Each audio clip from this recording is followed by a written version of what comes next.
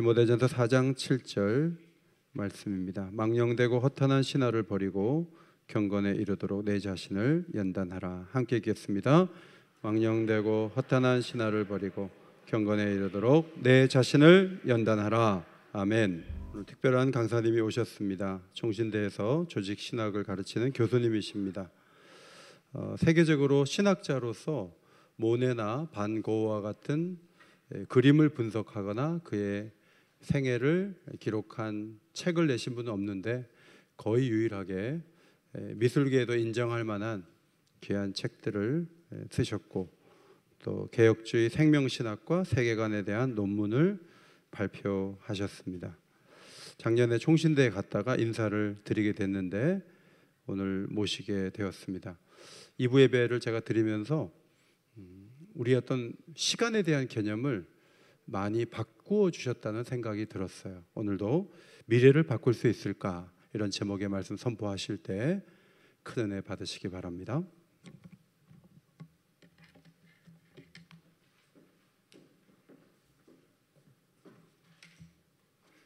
네, 오늘 이렇게 또 목사님 생각하신 귀한 교회에서 말씀을 나누게 돼서 하나님께 감사를 드립니다.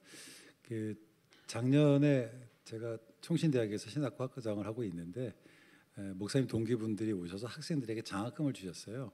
그때 앞에 앉아서 이야기를 하다 보니까 어쩌다 보니까 고등학교 제가 2년 선배더라고요. 별로 안 놀라시죠? 목사님 제가 후배인 줄 알았대요. 네, 그래서 이렇게 말씀은 참 좋다, 너무 좋으신 분이시다. 또 이렇게 익히 소문 들었었는데 또 와서 오늘 예배를 드려보니까 너무 좋고 성가대 정말 좋습니다. 부럽습니다. 천국 가면 저는 직업이 없어지거든요. 신학을 가리키려고 아무것도 없어요. 근데 성가대는 계속 그곳에서도 쓰일 것 같아서 우리 수고하신 성가대 박수 한번 이렇게 했으면.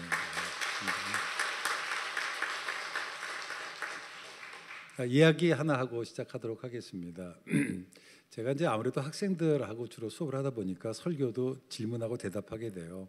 괜찮겠나요? 네, 이렇게 하시면 되는 겁니다. 예수님께서 잡히시기 전날 겟세마네 동산에서 기도하셨다고 성경 기록되어 있습니다. 그때 가룟 유다가 대제사장 종들과 함께 예수님을 잡으러 왔었어요. 그 광경을 봤던 베드로가 흥분을 이기지 못하고 칼을 들어서 말구의 귀를 툭 잘랐습니다. 말구의 귀가 툭 떨어졌어요. 그때 예수님께서 떨어졌던 말구의 귀를 딱 붙잡고 귀에 붙여주시면서 한 말씀 하셨습니다. 혹시 성도님들 뭐라고 하셨는지 기억하십니까? 네, 거물을 쓴 사람은 거물을 망한. 맞아요. 근데 그건 베드로에게 하셨고요. 말구에게 뭐라고 하셨을까요? 성경에는 없어요. 괜찮아요. 막 하셔도 돼요. 뭐라고 그러셨을까요? 그럴 수도 있고요. 땅에 들은 귀를 딱 붙이시면서 이렇게 말씀하셨대요. 해피 뉴 이어. 네, 이제 웃으시는군요. 우리가 이렇게 귀는 있는데 때때로 안 들어도 될 말들에서 마음이 무너질 때가 정말 많아요. 오늘 주님께서 이 예배를 통해서 우리에게 새로운 귀를 주셨으면 좋겠어요.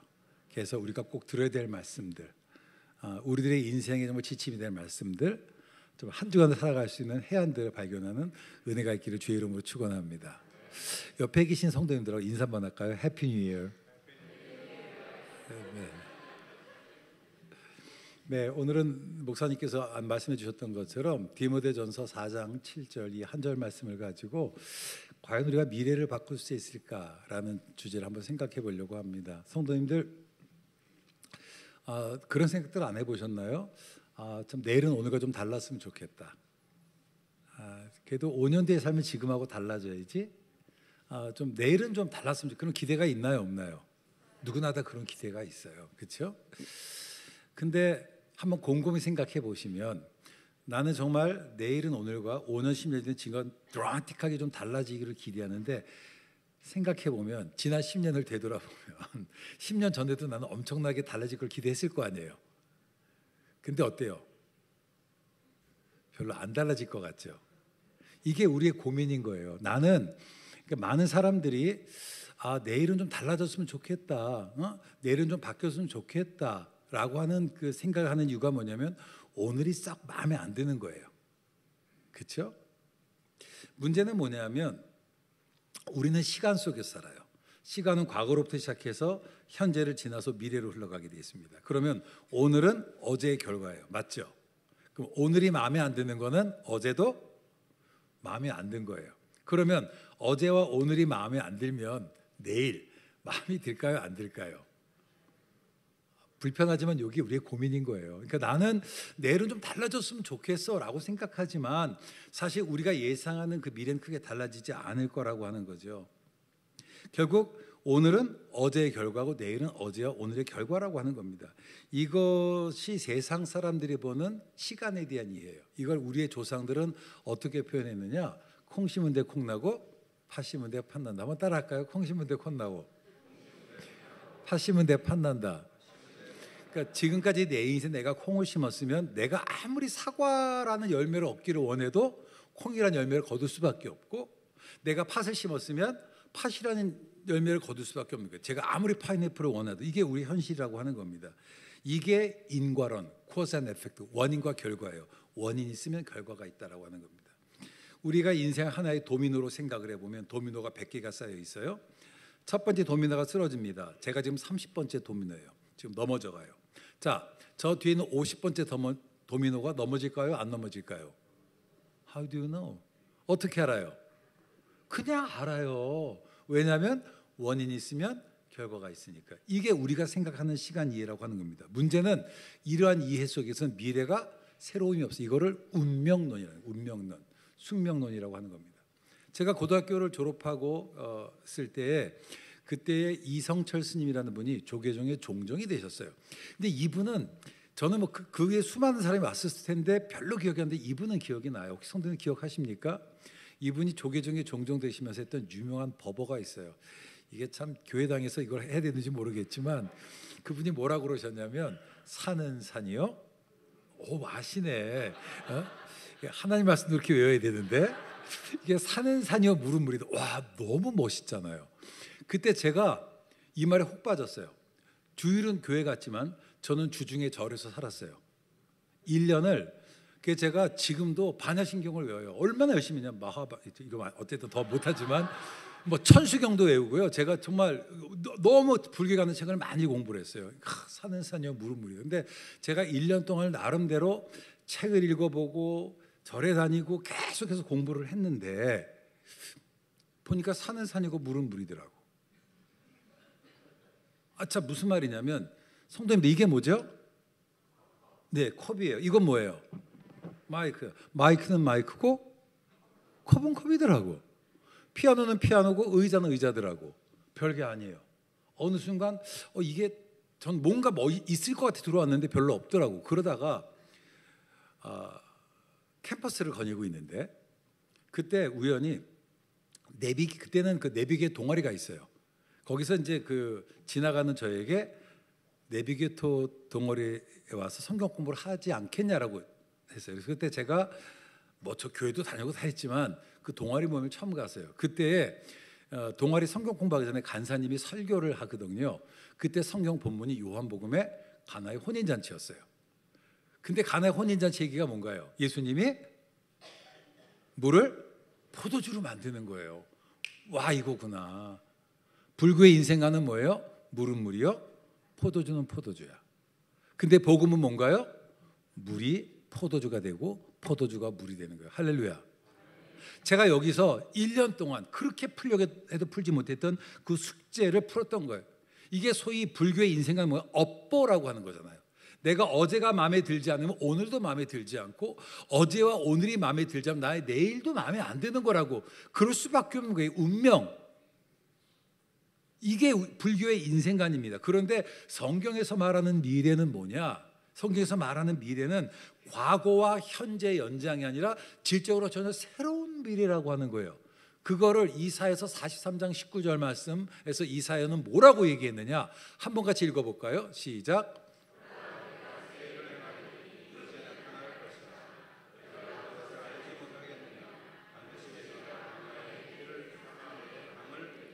자, 지금 하나님께서 이사야 선지자 통해 뭐라고 말씀하시냐? Behold, I'm doing a new thing. 보라, 내가 새 일을 행할 것이다. 근데 하나님이 행하시는 그 새로운 일이 뭔지 머릿속에 안 그려져요. 그래서 그걸 이스라엘 백성들이 잘 이해할 수 있도록 뭐라고 했느냐? 그것이 바로 뭐냐? 광야의 길이 나는 것이다. 사막에 강이 생기는 것이다. 교회 여러분들, 사막에서 강이 흐를 가능성이 있나요, 없나요? 없어요. No chance. 불가능한 거예요. 그러나 하나님께서 역사하시면 그 사막에 강이 흐를 줄 믿습니다. 이게 복음인 거예요. 불교 인생관은 뭐냐? 사막은 사막이고 강은 강이에요. 흑수는 흑수저, 금수저는 금수저예요. 그러나 하나님께서 우리의 인생 역사하시면 사막이 강이 될 수 있다라고 하는 거예요. 복음은 우리를 새롭게 합니다. 따라서 복음은 우리를 새롭게 합니다. 여러분, 광야 어떻게 길이 나겠어요? 길이 날 만하면 광야가 아니겠죠. 물이 없으니까 사람이 안 다니는 곳이라고. 그러나 하나님께서 역사하시면 광야 같은 내 인생이 옥토가 된다는 거예요. 사막에 강이 흐를 수 있다라고 하는 겁니다. 이것이 새로움이에요. 이 새로움이라고 하는 건 뭐냐? 인간의 입장에서 보면 기적이에요. 기적이라는 게 뭔가요? 원인 없이 일어나는 게 기적이잖아요. 우리 하나님은 기적을 행하시는 분이십니다. 원인과 조건 없이 주께서 원하시면, 주께서 기뻐하시면 우리 인생 가운데 새로 행하기를 원하신다는 거예요. 우리가 믿음의 것을 바라보기를 원합니다. 세상은 산은 산이요 물은 물이라고 이야기하지만 성경은 산이 물이 될 수 있고 물이 산이 될 수 있다고 얘기해요. 먼저 된 자가 나중되고 나중된 자가 먼저 된다. 큰 자가 작은 자 되고 작은 자가 먼저 된다. 성경을 보시겠습니까? 이게 성경이 얘기하는 거예요. 이 세상에 미련한 자를 가지고 지혜로운 자의 지혜를 부끄럽게 해서 성경은 이야기를 하고 있습니다. 이게 복음이라고 하는 거예요. 여러분, 복음은 우리를 바꿀 수 있습니다. 복음만이 우리를 그 과거의 업보에 얽매이지 않고 질적으로 새로운 삶을 살 수 있게 하는 거예요. 시간은요, 본질적으로 새로운 겁니다. 시간 자체가. 오늘이 2023년 4월 24일인데요. 혹시 여기 계신 성도님 중에 2023년 4월 25일을 살아계신 분 손 들어보세요. 아무도 안 살았어요. 그렇죠? 그런데 내일 하루가 어떻게 돌아갈지 머릿속에서 그려지세요? 안 그려지세요? 그려져요. 한 번도 안 살아본 그 시간을 나는 내가 이미 살아봤던 것처럼 살아가. 무슨 말이냐면 시간은 본질적으로 새로운데 그 새로운 시간을 우리가 과거의 경험으로 대답하고 살아가기 때문에 우리가 새로움을 체험하지 못하는 거예요. 이걸 좀 더 설명하면 이스라엘 백성들이 이집트에서 430년 동안 노예로 살았습니다. 하나님께서 그들에게 새로움을 주기를 원하셨어요. 그래서 모세를 보내서 말씀하세요. I will set you free. 내가 너에게 자유함을 주겠다고. 그때 이스라엘 백성 그 말을 믿었나요? 안 믿었어요. You kidding me. 농담하십니까? 우리 할아버지도 노예로 살았고 아버지도 노예로 살았고 나도 노예로 살았다고 한다면 우리 아들도 노예로 살아갈 수 없는 것이 우리의 운명입니다. 이게 그들의 대답이었다라고 하는 거예요. 38년 된 병자에게 예수님께서 말씀하세요. 일어나 자리를 들고 걸어가라. 여러분, 그 말 나에게 말씀하시는 아멘 하실 것 같죠? 여러분, 38년 병자에게 이 말이 어떻게 들렸을까요? 저희 아버님이 2020년 뇌출혈로 쓰러지셨어요. 제가 캠브리지에서 공부를 하다가 독일의 리서치를 가느라고 본 대학에서 있었을 때인데 어버이날이 돼서 안부 전화 드리려고 전화를 드렸다가 제가 이제 영국이 아니라 독일에서 연락이 끊어졌잖아요. 아버님이 뇌출혈로 쓰러지셨다는 얘기를 들었어요. 그래가지고 제가 비행기를 급하게 타고서 한국에 왔습니다.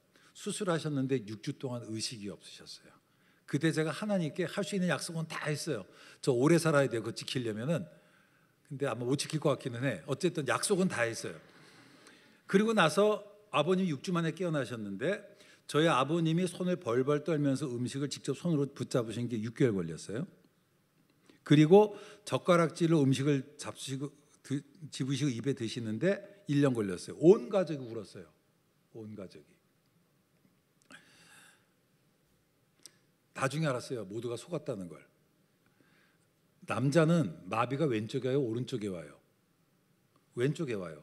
오른손을 쓸 수 있어요. 근데 아버님이 워낙 강하게 사셨던 분이라 그 충격을 못 이기셨던 거예요. 그래서 어쨌든 못 움직였어요. 제가 거의 귀국했다는 소식을 듣다 보니까 제 친구들이나 제 주변에 기도하는 사람들이 있잖아요. 나 목사 내가 치유하는 은사가 있거든. 내가 암 환자도 고치고 다 그랬으니까 아버님 위해서 기도할게. 아버님께 말씀드립니다. 아버님, 친구가 또 누구누구 와서 기도해 준다는데 어떨까요? 고맙지 그러더라고. 근데 진짜 이상한 건 우리 아버님은 못 고치더라고. 제가 2004년도에 귀국을 했어요. 신학대학원 학생들 가는데 또 대학원 학생들이 기도하는 학생들이 많아요. 계속 오고 가는데 안 나요. 저희 아버님이 2014년 3월 30일에 세상을 떠나셨습니다. 근데 그 2022년 10월쯤에 한 학생이 또 얘기해요. 교수님, 제가 신의 은사를 받았는데 정말 하나님 특별 은혜를 주신다고. 그래서 저희 아버님한테 여쭤봤어요. 아버님, 저희 학생 중에 하나가 기도의 은사가 있다고 하는데 아버님, 제가 모시고 와서 한번 아버님 기도 좀 하라고 그럴까요? 저희 아버님 뭐라고 그랬을까요? 됐다 그러시더라고. 10년 동안 해봤다는 거죠. 사랑하는 성도 여러분, 내가 10년 동안 했다고 앞으로도 안 될 거라고 생각하지 않기를 주의 이름으로 축원합니다. 38년 된 병들께서 말씀하시는 거예요. 일어나 걸으라. 이게 우리의 싸움이라고 하는 거예요. 주님은 된다고 하는데 우리는 우리의 과거의 경험에 사로잡혀서 안 된다, 할 수 없다라고 하는 거죠. 여러분, 복음이 무엇입니까? 여러분, 우리는 우리의 재능에서 죽을 수밖에 없는 그런 운명이 없어요. 근데 그런 우리들에게 새로운 중에 하나님께서 인간이 되신 거예요. 복음은 뭐냐? 저는 복음을 이렇게 설명해요. 복음은 꿈꿀 수 없는 사람들을 꿈꾸게 하는 것이다. 우리가 무슨 꿈을 꿀 수 있었겠어요? 그러나 그 주님 때문에. 여러분, 복음서를 보세요. 예수님께서 어떤 사람들을 찾아가셨습니까? 베드로, 안드레, 야고보, 요한, 이 사람들이 어떤 사람이에요? 교육주 대제로 받지 못했어요. 그럼 그들에게 말씀하세요. 너희는 모든 족속으로 제자를 삼으라고. 누가 그들의 제자가 되겠어요? 근데 그들도 자기 누군가의 스승이 될 거라고 never dream of, 한 번도 생각하지 못했지만 그 말씀을 아멘으로 받아들이고 믿음으로 순종으로 했을 때 그들이 모든 족속을 제자를 하는 위대한 사역을 했다는 사실을 기억하기를 원합니다. 여러분, 이게 원인과 결과, 코즈 앤 에펙트, 인간론적인 관점에 의하면 이게 불가능한 일이에요. 불가능하라고. 이게 우리의 싸움이에요. 주께서 된다고 하는데 우리는 우리의 알량한 경험에 사로잡혀서 안 된다고, 할 수 없다고 하고 있지 않냐라고 하는 거예요. 여러분, 주께서 지금 내 인생에 역사하시면 우리는 새로운 일을 체험할 수 있습니다. 누구나 다 후회스러운 시간들이 있어요. 그렇죠? 되돌리고 싶은 시간들이 있어요. 저는 목사님은 이제 동문이니까 제가 신일고등학교를 나왔습니다. 여러분 잘 모르지만 신일고등학교가 옛날에는 괜찮은 학교였어요.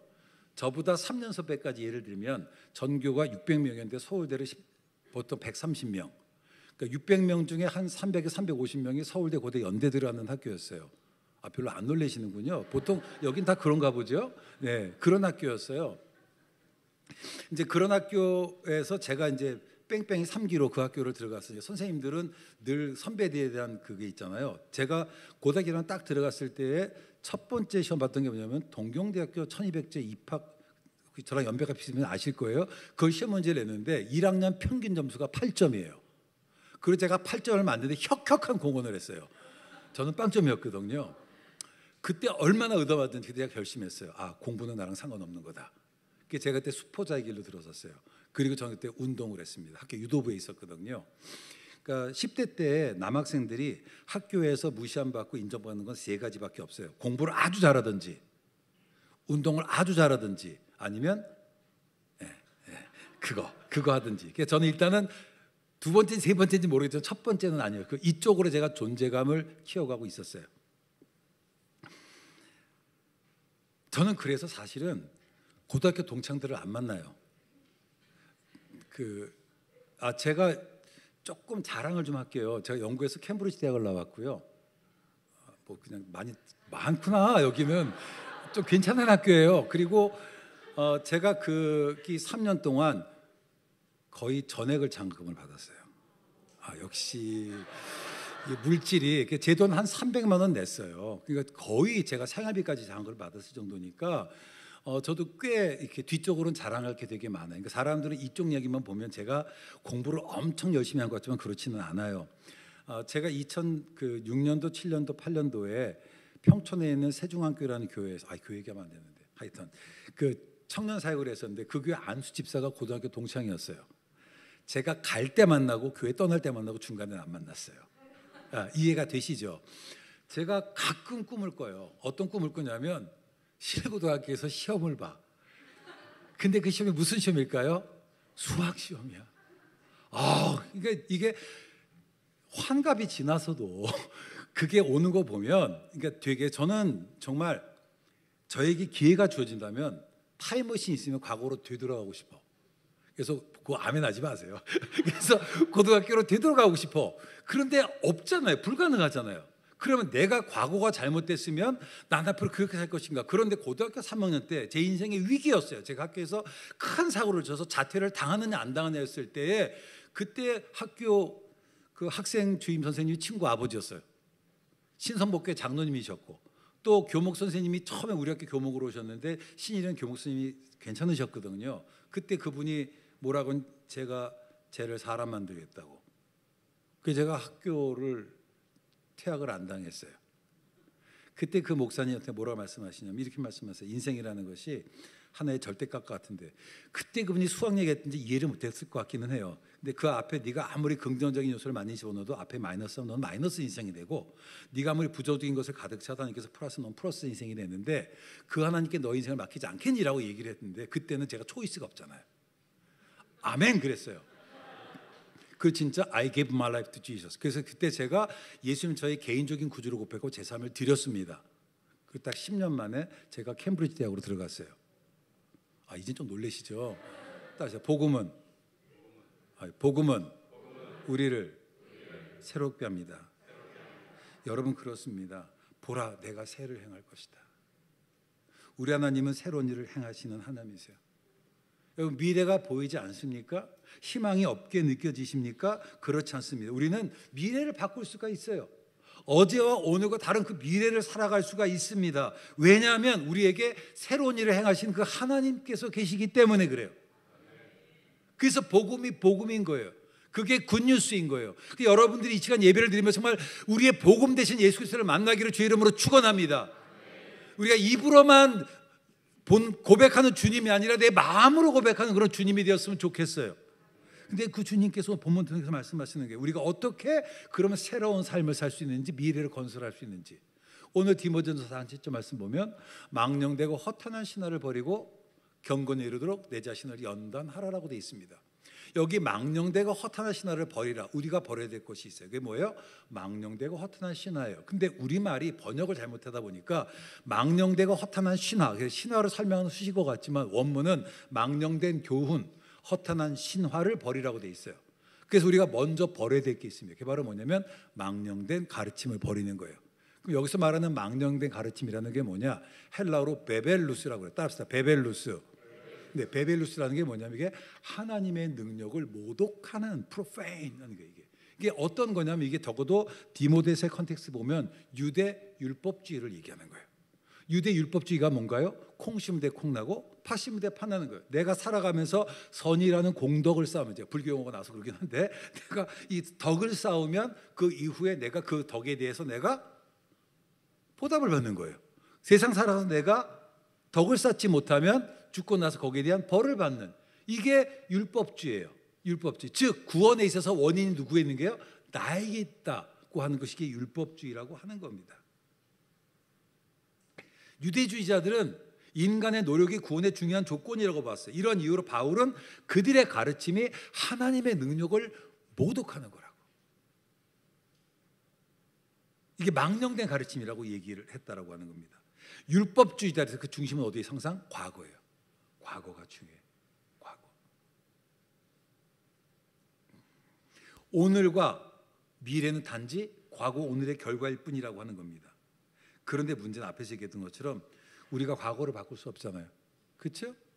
과거를 바꿀 수 없잖아요. 근데 성경은 뭐라고 얘기한 줄 아세요? The power of the future over the present. 이게 뭐냐면 과거가 현재와 미래를 지배하는 거. 이게 세상 사람들에게는 이게 원인과 결과라고 한다면 저는 종말론 전공인데요. 기독교는 뭐냐? 미래가 오늘과 과거를 바꾸는 거예요. 어거스틴 고백록에서 그런 얘기를 해요. 우리의 미래는 우리의 의식 속에서 현재화된다. 이 성도들은 독특한 사람들이에요. 바울이 빌립보에서 우리의 이중신격인 것 얘기하잖아요. 우리가 하늘나라 백성과 동시에 어때요? 이 세상 사람인 것처럼 우리가 현재를 살아가지만 현재를 살아가는데 현재를 바라보는 관점 뭐냐? 내일의 관점에서 바라보는 거예요. 이게 여러분 성경을 해석한 중요한 툴 중에 하나인 약속과 성취라고 하는 거죠. 자, 약속을 하나님께 우리에게 주셨습니다. 지금 이루어졌나요? 안 이루어졌나요? 안 이루어졌어요. 하지만 우리는 그 약속이 이루어졌다고 믿고 살아가는 거란 말이에요. 이게 신자들의 삶의 실존이라고 하는 거예요. 이 눈에 아무 증거 아니 보여도, 이 귀에 아무 소리 아니 들려도 믿음은 가지고서 늘 걸으며. 아멘이시죠? 에이, 거짓말 치지 마세요. 성도님들 뭐라고 기도하세요? 보여달라고 내가 하겠다고, 말씀해달라고. 믿음은 바라는 것들의 실상이요 보지 못하는 그 증거라. 믿음 뭐냐? Not yet exist. 아직 존재하지 않는 것이 존재한다고 선언하는 게 믿음인 거예요. 아직 이루어지지 않는 것이 이뤘다고 선언하는 것, 눈에 보이지 않는 것이 보인다고 선언하는 것이 믿음이라고 하는 겁니다. 저는 사랑하는 성도 여러분들이 정말 하나님의 약속의 눈으로 내 삶을 바라보기를 주의 이름으로 축원합니다. 다시 한번 되돌아가면 저는 제 고등학교 삶이 너무 부끄러웠어요. 이제 이 나이쯤 되니까 부끄러움도 없잖아요. 그래서 지금은 제가 이런 얘기를 하고 다녀요. 저는 특별히 그 드림 포틴즈라는 그 선교회를 운영하고 있어요. 여기는 어떤 거냐면 학교 밖, 가정 밖, 또 학교에서 국영철을 잘 못해서 꿈을 못 꾸는 아이들을 돌보는 일을 해요. 제가 몇 년 전에 경신고등학교에서 운동부, 축구부하고 그 유도부 하는 운동부 애들 데리고 제가 10주간 교육한 적이 있어요. 얘들이 오면 다 이러고 있잖아요. 이러고 있고. 근데 내가 신학의 유도부였다 했더니 유도부 애들이 딱 선배님 이러더라고. 뭐 이제 이러고서 이제 이 아이들한테 얘기할 때 주로 제가 제 얘기를 굉장히 많이 해요. 그러면 아이들이 굉장히 공감을 많이 합니다. 언젠가 제자들이 한 병자를 예수님께 들어서 물어봐요. 이 사람이 이렇게 된 것이 누구의 죄 때문입니까? 자기의 죄 때문입니까? 부모의 죄 때문입니까? 그때 예수님께서 뭐라고 말씀하셨나요? 아니다, 하나님께 영광 돌리게 합니다. 할렐루야. 저는 고등학교 때 공부를 너무 못했어요. 신일고등학교는 그때는 얼마나 잔인했냐면 월별로 시험을 봤어요. 월정고사를. 그러면 시험을 보면은 학교 벽에다가 1등부터 600등까지 성적을 쫙 붙여놨어요. 정말 잔인했어요. 저는 always 항상 저기 있었거든. 그러니까 저는 고등학교 친구들을 만나기 싫다니까요. 너무 싫어. 전 대학교 동창들은 너무 좋아. 캠브리지 동문들 너무 좋아. 근데 고등학교는 싫어요. 중학교는 또 괜찮아. 근데 전 고등학교 동창들을 잘 안 만나요. 지금도 그래. 근데 이제 와서 보니까 내가 그때 지지도 공부 못했던 거 왜 그랬을까? 부모님을 잘못 만난 탓일까? 내가 부족한 탓일까? 뭐라고 얘기할까요? 하나님께 영광 돌리기 위함이다. 할렐루야. 오늘 내가 이렇게 어렵고 힘들고 지지리도 복이 없는 것 같지만 훗날 하나님께 영광 돌리기 위함이라고 고백한 날이 올 것입니다. Anyone who is in Christ is a new creation. 누구든지 그리스도 안에 있으면 새로운 피조물이라.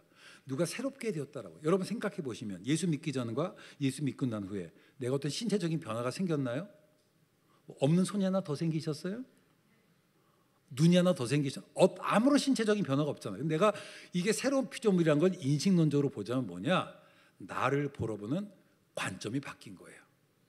그래서 하나님의 눈으로 내 삶을 다시 보니까 과거를 재해석하고 미래를 소망의 눈으로 바라보고 오늘을 의미 있게 살도록 결단하게 되는 거예요. 이게 믿음의 힘이에요. 저는 여러분들이 복음 안에서 믿음 갖기를 주의 이름으로 축원합니다. 하나님의 눈으로 나의 가정을 다시 보기를 주의 이름으로 축원합니다. 하나님의 눈으로 나의 자녀를 다시 보기를 축원합니다. 하나님의 눈으로 내 삶을 바라보기를 주의 이름으로 축원합니다. 여러분 그렇습니다. 율법주의자들은 얘기하는 거예요. 내일은 결정됐다고. 우리는 과거의 굴레에서 벗어날 수 없다고. 이게 바로 바울이 말하는 망령된 교훈이라고 하는 겁니다. 한 번 더 말하지만 우리가 구원받는 것, 우리가 어떤 원인이나 조건이 돼서 구원받는 거 아니에요. 칼빈이 얘기했던 건 인간은 천적으로 부패한 존재고 선을 알 수도 행할 수도 없는 존재인데 우리가 거절할 수 있는 하나님의 불강력적 은혜 때문에 우리가 살아가는 거예요. 은혜예요. 그분의 은혜 때문에 살아가는 거예요. 여러분 정말 은혜 아닌 자들을 주의 이름으로 축원합니다. 은혜로 회복하셔야만 합니다. 세상은 말해요. 우리 미래를 바꿀 수 없다고. 모든 것은 결정됐다고. 여러분 어제가 가면 언제가 와요? 몰라요? 그저께가 가면 어제가 오고 어제가 가면 오늘이 오고 오늘이 가면 이렇게 얘기하시면 안 되는 거야. 오늘이 가면 새날이 와요.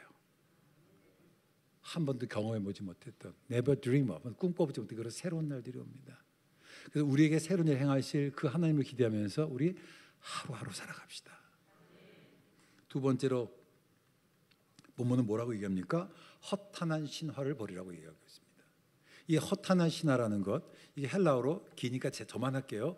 거라우데이스 미두스라고 그래요. 이게 뭐냐면 old wives tale이에요. 이게 어떤 거냐면 옛날에는 주로 이제 할머니들이 자녀들을 돌봤잖아요. 할머니들이 손주들을 품에 안고 하는 이야기들. 이거를 요즘 하면 큰일 나긴 하지만 이제 좀 번역하면 쓸데없는 말들이라는 거예요. 좀 다시 제 얘기를 할게요. 저희 아내랑 저랑 초등학교 동창이에요. 같은 교회에서 쭉 컸습니다. 그래서 살아온 날들이 훨씬 더 많아요. 저희 아내가 저랑 동창이었다는 이유 때문에 되바라져서 일찍부터 눈이 받았다는 이유 때문에 저랑 결혼하기로 했는데 저희 아내는 공부를 너무 잘했어요. 저희 그 처갓집이 공부를 워낙 잘하는 집안이에요. 그냥 우리나라에서 이름만 하면 다 아는 다 그 학교를 나왔어요. 다 그래요. 근데 저희 아내가 정신여고 출신인데 여기서 수학을 제일 잘했어요. 그럼 다 된 거죠. 저는 우리 아이가 저를 안다는 걸 너무 고맙게 생각해요. 저희 큰 놈이 고등학교 졸업하고 대학 갈 때 영국 전체에서 상위 2% 안에 들었거든요. 별로 안 놀라시죠? 뭐 다 그러니까 어쨌든 저를 안 닮아서 그래요. 근데 저희 어머님이 50대 초반에 며느리를 두셨으니까 아주 깐깐했어요. 고등학교 선생이라는 게 마음에 안 들었나 봐요. 이제 한 번은 이제 손주를 돌보다가 우리 아들이 좀 실수를 했어요. 지금 생각해 어머님이 갱년기시더라고. 얼굴이 확 빨개지더니 너 누구다 그러는데 가슴이 철렁 내리더라고. 부끄럽잖아. 근데 어머니 그러고 그 누구라는 게 누굴까요? 며느리지. 고마워라. 근데 생각해 보면 저는 거듭 말씀 우리 아내를 닮은 거 너무 고맙게 생각했는데 부모는 근데 자기들이 더 좋아 보이잖아요. 그렇죠? 저는 저희 아내 만나서 제가 사람 됐어요. 저희 아내 만났으면 그게 안 됐을 거라고. 어쨌든 근데 이게 허탄한 신화예요. 제가 어렸을 때 그런 얘기가 있었어요. 김일성 장군 어떤 분이시냐? 솔방울로 대포를 만드시고 낙동강을 나뭇잎하고 건너시고 이런 게 허탄한 신화예요. 좀 더 쉽게 얘기할까요? 교회에서 나오는 형통의 신학, 번영의 신학, 성공의 신학, 예수 믿으면 어려움도 없고 문제 해결되고 모든 병 다 고쳐지고. 여러분 그래요 안 그래요? 안 그래요. 그럼 내가 사업에 실패하거나 학교에 떨어지거나 직장에 취직 못하거나 내가 몸이 아프면 믿음이 없는 건가요? 제가 캠브리지 박사과정 하다가 미시간의 그랜드 레피드에 칼빈 대학이라는 데가 있어요. 거기 칼빈 연구센터에 지원돼서 제가 한 텀을 리서치 펠로우로 간 적이 있어요. 그때 제가 갈보리 처치라는 교회에 수술하고 있었는데 이 목사님이 루게릭병에 걸린 거예요. 그래서 1년을 못 사신다고 그랬어요. 근데 이분이 이 기운 참 독특해요. 누가 환자가 나오면 예배 전에 먼저 그분을 앞에 세워서 간증도 하고 막 이렇게 박수 쳐주는 게 본인이 아프니까 확실히 동감을 좀 하신 것 같아요. 또 저는 그게 되게 좋게 보였어요. 이분이 앞에 나면 그래요. 오늘도 내가 설 수 있게 됐어요. 하고 예배를 시작해요. 근데 그 예배가 얼마나 은혜가 됐는지 몰라요. 병이 낫는 것만이 믿음이 아닙니다. 시련의 한복판에서 하나님을 체험하는 것이 믿음일 수도 있습니다. 여러분, 오늘날 한국교회의 그 잘못된 이 형통의 신학, 성공의 신학이 성도들을 얼마나 어렵게 하는지 몰라요. 신앙은요 알라딘의 마술 램프가 아니에요. 램프야 하면 쫙 나타나서 해결해주고 그런 게 신앙이 아니라고 하는 거예요. 제가 청년 사역을 했을 때 그 교회가 청년들이 한 1,000명 정도 됐었어요. 청년들이 많으면 40대도 결혼 안 하면 청년부예요. 그때 삼성의 과장인 친구가 있었는데 이 친구가 선교부장으로 하고 있었습니다. 2016년에 갔을 때 저한테 그러는 거예요. 목사님 제가 아이들 데리고 아울리치를 갔다 올게요. 왜?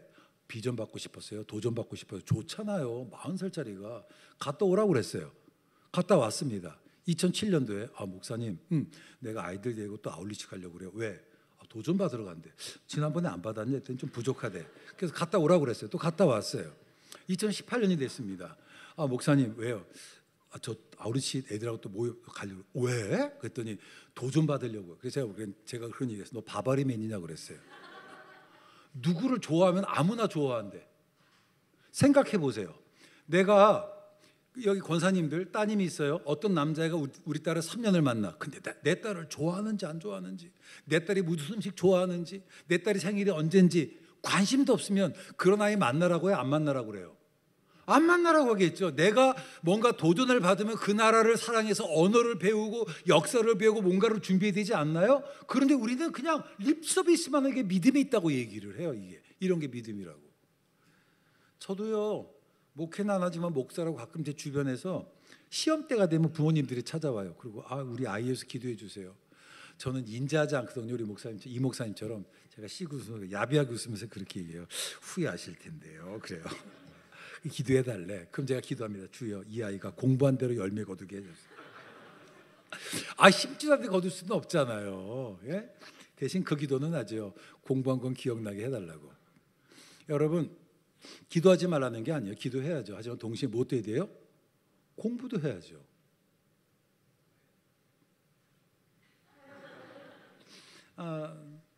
여러분, 내가 애언하는 능력, 병 고치는 능력, 모든 것을 아는 지식, 고린도서 얘기는 그런. 그게 아무것도 아닌 거라고. 여러분, 그런 게 우리를 바꾸는 게. 저는 고등학교 때 얘기를 하면서 중학교 때 제가 다녔던 교회가 은사가 넘쳤던 교회고요. 제가 중학교 3학년 때 중고등부 학생들이 200명이었는데 저랑 저희 아내 빼놓고 다 중학교 2학년 때 다 방언하는 교회였어요. 근데 제가 중학교 3학년 때 그 한월선 기도원 가서 이천선 목사님한테 기도받고 저도 은사를 체험한 사람이거든요. 나를 엄청 뜨거웠어요. 근데 그것이 제 인생을 바꾸지 않더라고. 기적이 내 인생을 바꾸지 않더라고요. 오히려 하루하루 말씀을 살아가려고 애쓰고 수고하는 그 삶이 나를 바꾸더라고요. 여러분, 기독교 신앙은 현실 도피가 아닙니다. 진정한 영성은 현실의 기초예요. 이 현실은 뭐냐? 하나님의 약속으로, 하나님의 눈으로 바라본 현실이에요. 그래서 우리들이 필요한 것 있다면 하나님의 눈으로 나를 바라보기를 원합니다. 여러분, 이런 말에서 비전을 가져라, 꿈을 꾸라. 말도 안 되는 소리예요. 꿈은 내가 꾸는 게 아니에요. 하나님께 나에게 꾸시는 거지. 난 그 꿈을 받아들이는 거예요. 그래서 하나님, 당신에게 주시는 그 꿈을 내가 받아들일 수 해달라고 그거를 기도를 해야 되는 겁니다. 여러분, 이 현실은 어떤 거냐? 이 현실은 하나님 약속을 바라보는 현실은 뭐냐? 현실의 어려움을 부인하지 않아요. 현실의 어려움이 있어요. 하지만 그것을 변화시키는 미래의 힘을 믿기 때문에 살아가는 거예요. 최정병기의 활이라는 영화가 있어요. 그 영화에서 박해리라는 배우가 기가 막힌 말을 해요. 바람은 계산하는 것이 아니다. 극복하는 것이다. 너무 멋있더라고. 그게 제가 써먹어요. 따라합시다. 믿음은 계산하는 것이 아니다. 극복하는 것이다. 믿음은 극복하는 거예요. 믿음은 극복하는 겁니다. 믿음을 회복하기를 원합니다. 창세기 보면 하나님께서 요셉과 함께 하심으로 요셉이 형통한 사람이 되었다. 요셉은 형통한 사람이었어요. 제가 어머니 학교에서 옛날에 한번 강의한 적이 있어요. 제가 이제 뭐 학벌도 나쁘지 않죠. 자녀들도 그렇죠. 강의를 하래. 그 얘기를 했어요. 여러분 자녀가 요셉같이 되길 원하십니까? 엄마들이 아멘 그러는 거예요. 그래서 제가 그 얘기했어요. 그럼 요셉처럼 형제한테 배반당하고 감옥에 가고 원하시나 했더니 아무 얘기도 안 해. 여러분, 성경 한쪽만 보시면 안 되잖아요. 그렇죠? 여러분 보시면 요셉은 형통한 사람이었어요. 그렇다고 요셉이 아무런 문제가 없었다는 게 아닙니다. 문제가 있었지만 그 문제 요셉을 쓰러뜨리지 않고 오히려 그 문제로 해서 요셉이 더 강해졌다라고 하는 거예요. 여호와께서 사람의 걸음을 정하시고 그를 기뻐하시나니 저는 넘어지나 아주 엎드러지지 아니함은 여호와께 저를 손으로 붙잡으시미로다. 할렐루야. 우리가 넘어져요, 쓰러져요. 그러나 하나님께서 우리 손을 붙잡아 주시기 때문에 우리 다시 일어난다라고 하는 거예요. 여러분, 헛하나 신화를 버려야만 합니다. 여러분, 앞에서 한 번도 말씀드렸지만 시련의 보판에서 하나님을 체험하는 것이 믿음이에요. 어려움이 있을 수 있어요. 현실입니다. 우리가 어려움 당하는 것은 내가 믿음이 없어서가 아니라 이 세상이 죄악된 세상이라 그래요. 그래서 어려움이 있는 거예요. 그럴 때에 믿음을 가지고 어려움을 돌파하는 은혜가 있기를 주의 이름으로 축원합니다. 그래서 바울은 우리에게 얘기합니다. Train yourself to be godly. 경건 이르도록 내 자신을 연단하라. 저 이 말이 너무 좋아요. 이게 뭐냐면 연단하면 된다는 거잖아요. 그렇죠? 근데 인생을 살아보니까 하면 된다. 해보니까 돼요, 안 돼요? 안 되지. 그렇죠? 그래서 바꿔야 돼요. 하면 는다. 하면 늘어요. 하면. 저는요, 식탐이 있어요. 먹는 걸 너무 좋아해요. 제 앞에 음식이 있으면 그냥 막 집어서 있으면 그냥 다 먹어요. 그래서 저는 평생 다이어트가 제 고민이고요. 저는 고혈압과 고지혈이에요. 아주 심해요. 그래서 제가 당뇨까지 있으면 이게 해결이 안 되는 병이에요. 저는 뭐 떡볶이, 튀김 너무너무 좋아하고 입이 애들 입이라 그렇거든요. 근데 제가 이제 저희 아파트에서 운영하는 헬스장이 있어서 갔어요. 가가지고서는 저도 되겠나요? 이 나이에 그랬더니 며칠 전에 아직 한 번도 헬스를 PT를 받아본 적은 없거든요. 좀 받아보려고 의사 선생님이 좀 몸 좀 관리하라고 그래서 갔더니 뭐라냐면 하시면 된대. 이해가 안 되시죠? 그게 용기가 돼요. 그렇죠? 안 될 사람은 안 되는 거잖아요. 지금 무슨 말이냐면 주님께서 우리에게 말씀하세요. 하면 된다고. 우리의 싸움은 무슨 싸움이에요? 경건의 싸움이에요. 경건이라는 건 뭔가요? 하나님을 닮아가는 거예요. 우리는 인생의 성패가 내가 가진 그 어떤 것이 있다고 생각해요. 아니에요. 하나님을 닮아가는 데 있어요. 하나님께서 우리를 기뻐하시면 우리가 그 땅을 차지할 수 있어요. 이스라엘 백성들은 자기들의 삶의 성패가 자기들의 에세, 내가 가진 것이 있다고 생각했어요. 그러다 보니까 그들과 비교해서 우리는 메뚜기처럼 작아 보인다고 얘기했단 말이에요. 현실이 압도당할 수밖에 없어요. 그러나 우리의 크신 하나님, 능하신 하나님을 바라보면 나갈 수 있습니다. 여러분, 믿음의 싸움을 해야만 합니다. 우리는 바뀔 거예요. 우리의 미래와 현재사의 여백이 있어요. 그 여백을 채우는 것이 믿음입니다. 고린도전서 13장에서 보는 것처럼 우리는 지금 거울과 거울로 보듯이 희미하게 보여요. 하지만 그날에 우리는 분명하게 명령의 볼날이 있을 거예요. 그때까지 우리가 그 걸어가야 될 믿음의 길을 걸어갑니다. 이것을 신학적인 용어로 성화라고 하는 거예요. 우리가 이 싸움이에요. 그래서 여러분들, 성도님들, 성공이 우리의 목표가 되어서는 안 돼요. 오늘 한국이 성공이 목표예요. 성공 오리엔티드. 성공이 아니에요. 여러분, 경건이 목표가 되어야 됩니다. 경건이 목표가 되어야 돼요. 거룩한 성도가 되어야 됩니다. 거룩한 가정이 되어야 되고 거룩한 교회가 돼요. 이게 먼저예요. 내 힘으로 안 돼요. 그게 성령님의 도우심, 그게서 나온 게 성도의 견인이에요. 성령께서 역사해 주셔야 합니다. 사랑하는 성도 여러분, 괜찮아요. 지금부터 시작하시면 됩니다.